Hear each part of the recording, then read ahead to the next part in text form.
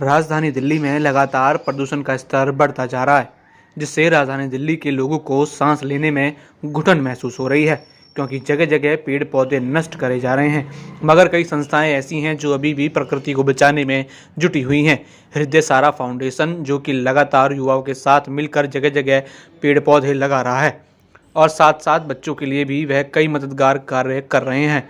हृदय सारा फाउंडेशन प्रकृति के प्रति युवाओं को सबसे ज़्यादा प्रेरित कर रहा है, क्योंकि युवा ही भारत का भविष्य हैं और उनको प्रकृति के प्रति जागरूक करना ज़रूरी है।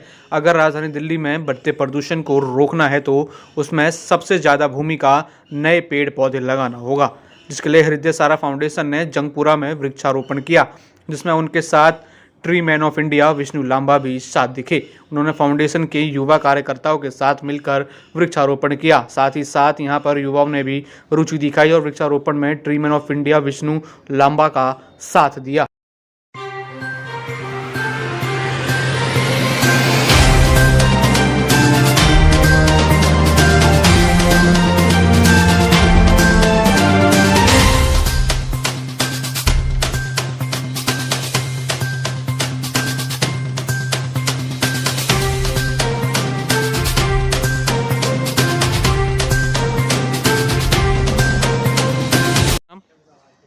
जयश्री एस गॉडविन एंड हमारा जो ऑर्गेनाइजेशन है हृदय सारा फाउंडेशन, जो हम काम कर रहे हैं डिफरेंटली एबल्ड बच्चों पे, उसके साथ ही हमने ये program one of the activity जो कहते हैं वो है tree plantation to make India green. So उसमें एक थीम है कॉल्ड नर्चर होप।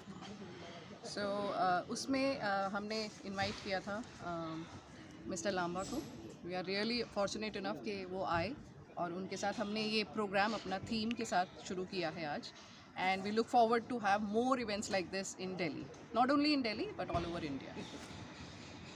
अब पौधारोपण के लिए और प्रकृति के लिए कितने युवा जागरूक हो रहे हैं, किस तरीके से उनका योगदान आप देख रहे हैं?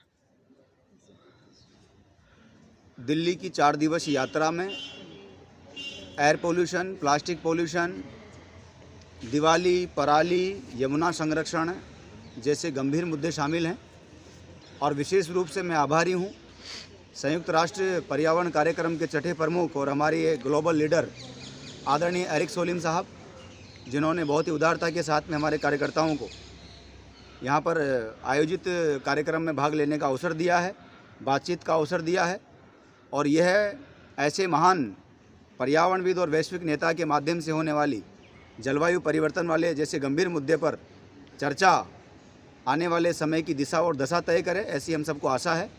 आज मुझे एरिक सोलिम साहब की प्रेरणा से, उनके नेतृत्व और मार्गदर्शन में जिस प्रकार से दिल्ली के युवा काम कर रहे हैं, पूरे देश और दुनिया के युवा काम कर रहे हैं, उसमें मुझे भी शामिल होकर के पौधारोपण करने का अवसर मिला है।